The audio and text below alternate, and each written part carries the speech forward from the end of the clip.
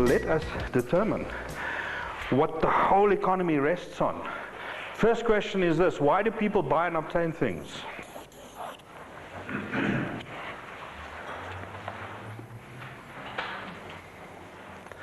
This, by the way, and nothing I say is rocket science, by the way, no, with this huge stillness.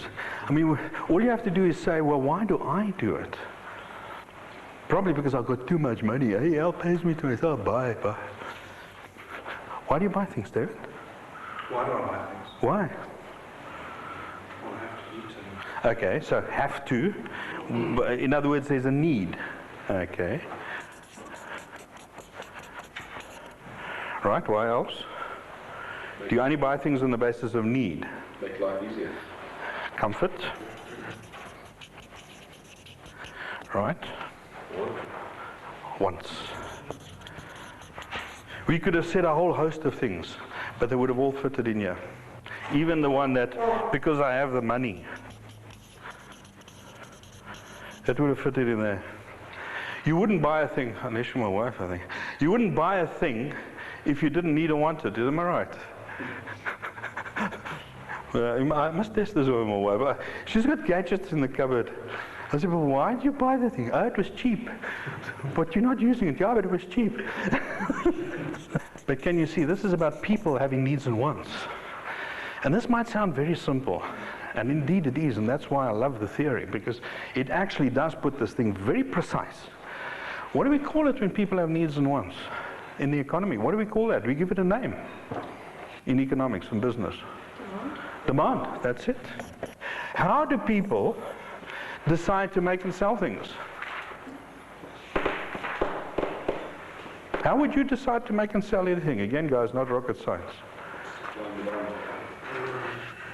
Well, what would you look at? You would look at needs and wants, wouldn't you? So you'd say, you'd identify other people's needs and wants. Why about, listen, what is so intimidating about these questions, by the way? You all, I don't know. Okay. You identify others' needs and wants. Now that's the, what do they call it when a seed has a germ, is it? The real kernel. That's where it starts. Don't think it starts with what can I get out of this thing. It actually starts one step before that.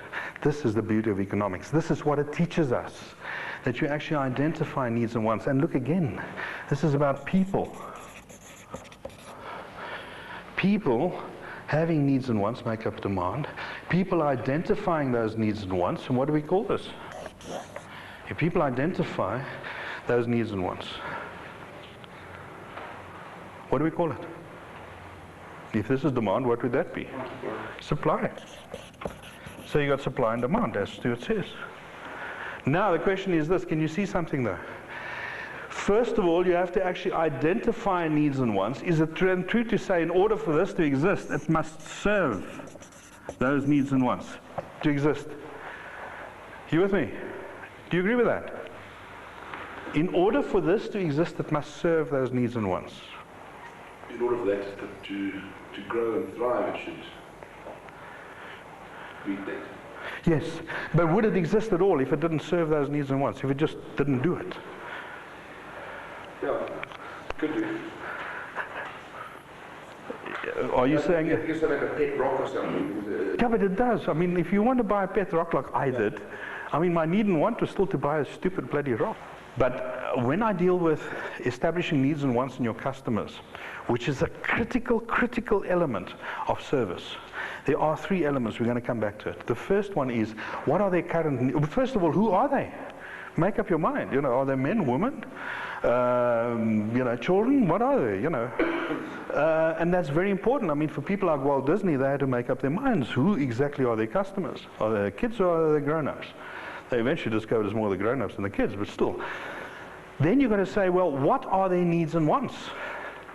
And that is what you've got to live to. You've got to really live to that. And then you serve those needs and wants. And then the third thing you say, and that's the one you're dealing with, is what are the things that they could need or want that they don't know? Now that's the innovative company. That's the one that's one streak ahead. That's the one that says, in the teeth of all of the wisdom of the time, I will make the computer system accessible to the masses. Who said that? Bill Gates. And everybody said, yes, Mal. And he said, well, I'll do it.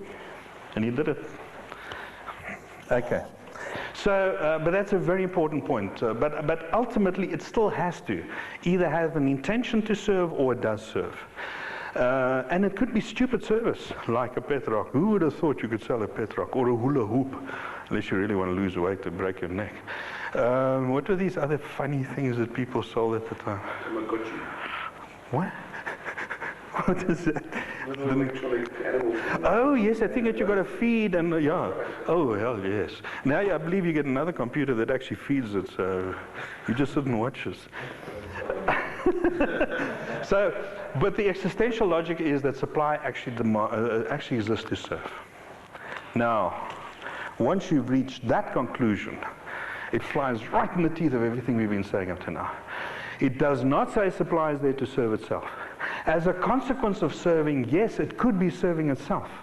And that might indeed be your motive. But, just let me put it to you this way, your motive is not at issue here. Your motive is not the issue. If you don't meet that fundamental principle in economics, that supply exists to serve demand, forget it. You're blowing yourself out. Now I've got a couple of questions for you. The first thing is, surely, if you live by this norm, you must be more successful as a company because you are actually living in the existential logic. You're not going against it. Would you agree with that? If you actually behave on a day-to-day basis, that is the way that you want to be, you will never let your customers down. You will always extend what you have to the rest of the world because you say, I have something to offer you. You will do the right things. Be guided by this principle in business, and in fact you're on a winning road. You must be. I'm not saying then be imprudent. For example, would Pick n Pay be serving its customers if it went there and they said, right, I'm going to give all of my goods and stock free for this week? Would it be serving its customers? Yeah. But the next week it's out of business. Then it's not serving its customers. Then it's no longer serving its customers.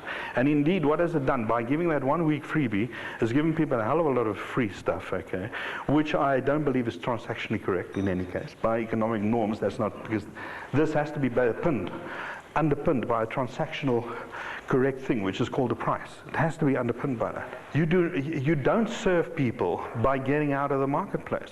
You reduce choice. Probably what will happen, can you imagine, if Pick n Pay goes out of business, I mean, okay, Bazaars and Checkers and ShopRite, they will have a field day. They will have a field day because one of their big competitors is out. Okay, so that thing is underpinned by transaction, what is transactionally correct. So my first question is, when last have you in South Africa really as a consumer experienced that people behave according to this norm? That by and large business behaves as if it is there to serve. I take the stunning silences, I can't remember when. Isn't that true?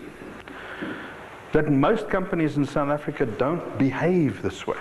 I'm not talking about rehearsed stuff. I mean, you know, we all attend these smile courses at one other stage, you know, and how to make customers happy and all of that, you know, how to win friends and influence people, you know, sort of thing. We all do that, but eventually it's because it's not in the heart. We don't live it. Then you get caught out. The consistency is gone. And I think it's true to say, look, I mean, let me just tell you statistically that we rank 48th in the world in terms of world service. Namibia ranked higher than us. In Africa, we are ranked only 7th in terms of world service. Now that's already saying something. We want to be part of a global economy. We want to be part of the world. We have to get to understand that there's a very different behavior that's demanded of us. But now the next question is, how do you behave in terms of your company, in terms of those norms? Do you literally behave as if you are there to serve your customers? I leave that question for your own soul. And mostly we're not talking about this, I will charge into the cannon and die for you, because that's not the issue. That's not transactionally correct again. But just simply behaving in a way that at one other point, when there is a problem or whatever it is, you see, that's when your authenticity is tested, is are you unconditional? At that particular point in time, are you then unconditional?